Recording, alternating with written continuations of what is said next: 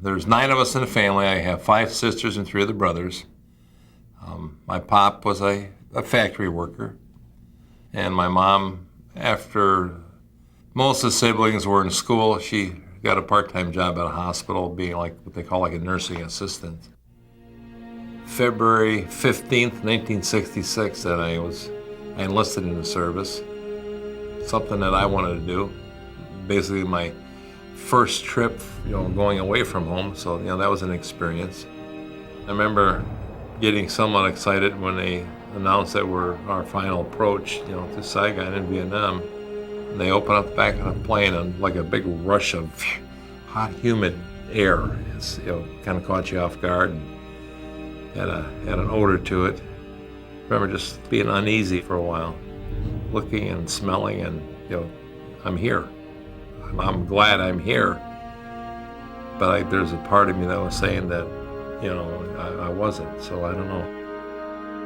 Gary Wetzel arrived in Vietnam and was assigned to an ordnance outfit that supplied various convoys with ammunition. But wanting to be a gunner on a helicopter, he re-enlisted for 3 years in order to have his choice of duty stations.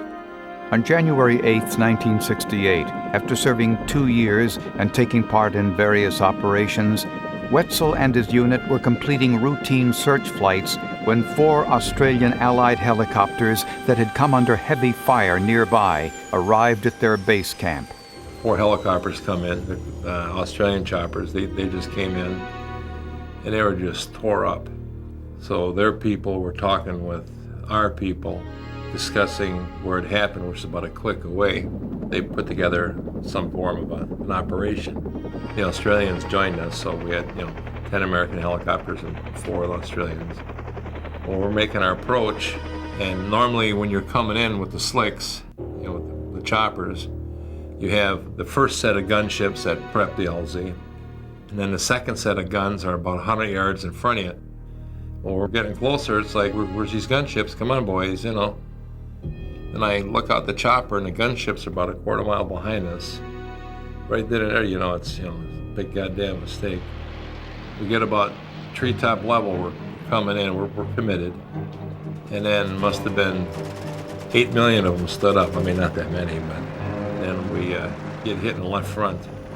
The RPG, it's what they call a rocket propelled grenade, blows the front of the ship out. And we finally come to a skidding halt.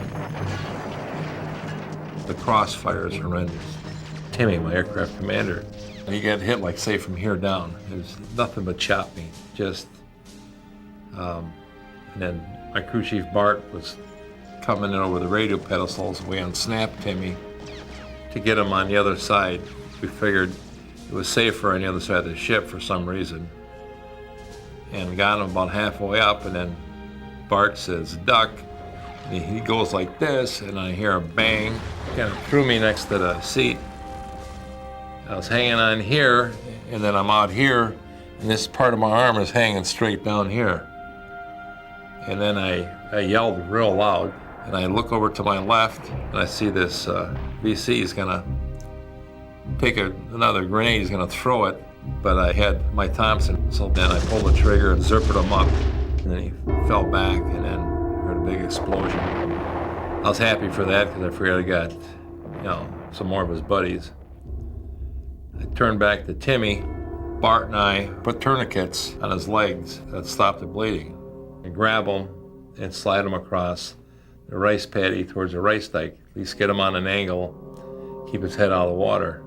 And I figured I got a little bit more zip left in me, so I grabbed the Thompson. I kind of low crawled around the front of the ship, and there's 6 of them. And they were trying to take my 60 off, my machine gun. I yell at them, they look at me, and I pull the trigger, eliminated that.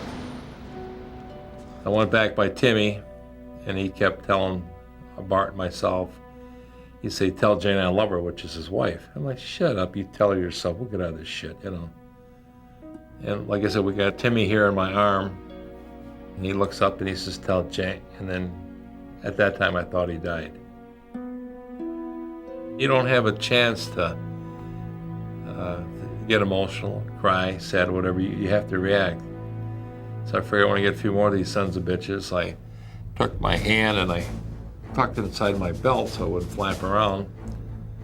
And I tell everybody I do what I call my John Wayne run and start going back towards my chopper because I know that's where my 60 is. And the bullets are zinging, zinging, zinging. Sometimes you figure they're going right through you. And then I got nailed in the leg, and I remember being down on one knee. But from that point to the next thing I remember, I'm in my gun well. How I got there, I don't know.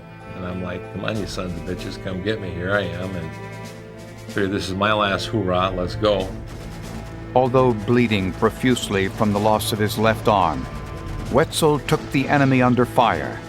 He remained at his position until he had eliminated the automatic weapons emplacement that had been endangering the lives of his men.